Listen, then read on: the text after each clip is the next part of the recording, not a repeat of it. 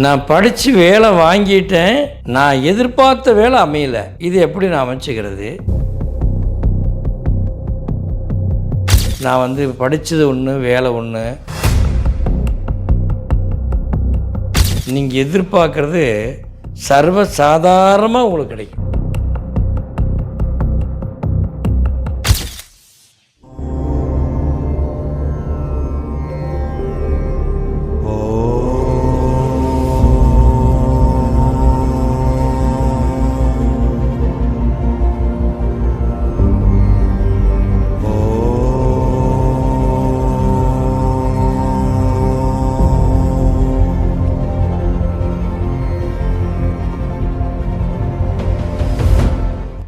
நான் நல்லா படிச்சுக்கிறேன், நிறைய படித்தேன், நான் சந்தோஷமாக இருக்கிறேன், வாழ்க்கையில் அவ்வளோ திருப்தியாக வாழ்ந்தேன்.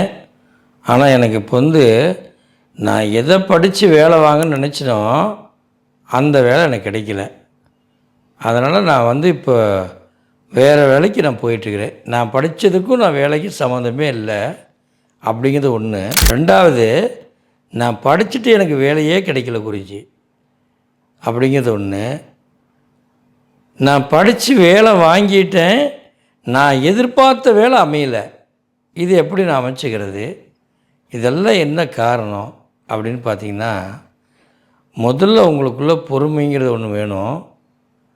பொறுமைன்னா எவ்வளோ காலம் குறித்து பொறுமையாக இருக்கிறது? நீ சொல்கிறதெல்லாம் நியாயம்தான், பொறுமையாக தான் வந்துடுமா அப்படின்னா அப்படிலாம் வராது. நீங்கள் பொறுமைன்னா எதில் பொறுமை தெரியுமா? நீங்கள் கோவப்படுறதில் பொறுமையாக இருக்கணுங்க. கோவமே படக்கூடாது. நீங்கள் செய்கிற செயல் வேகமாக இருக்கணும், ஆனால் கோவம் இல்லாத செய்யணும்.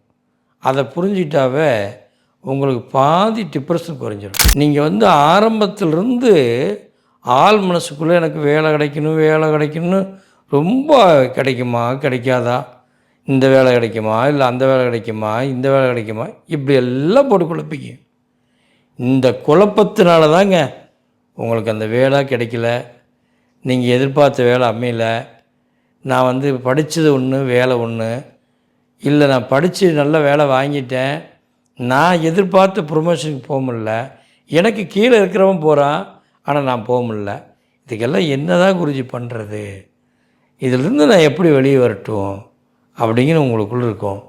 இதெல்லாம் இருக்குதுனாவே உங்களுக்குள்ளே நிறைய குழப்பம், டிப்ரெஷன், மன என்ன தாக்கம் இதெல்லாம் இருக்குதுன்னு அர்த்தம். உங்களுக்குள்ளே இந்த மனம் அடங்கி இந்த இயற்கையோடு இணைஞ்சு இந்த இயற்கை சட்டத்துக்கு கட்டுப்பட்டு நீங்களும் இந்த இறைசக்தியோடு கலந்துருக்கணும். அப்படி ஒரு ஆனந்தமான ஒரு விஷயம் தான் அன்புங்கிறது. இந்த அன்போடு இறைவனை வணங்கி பாருங்கள், உங்களுக்குள்ளே புரியும். அப்போ அந்த அறிவு வேலை செய்யும், அந்த நாணம் பிறக்கும். அப்போ இதெல்லாம் வேணும்னா முதல்ல நீங்கள் வர வேண்டிய விஷயமே உணவுலேருந்து வாங்க.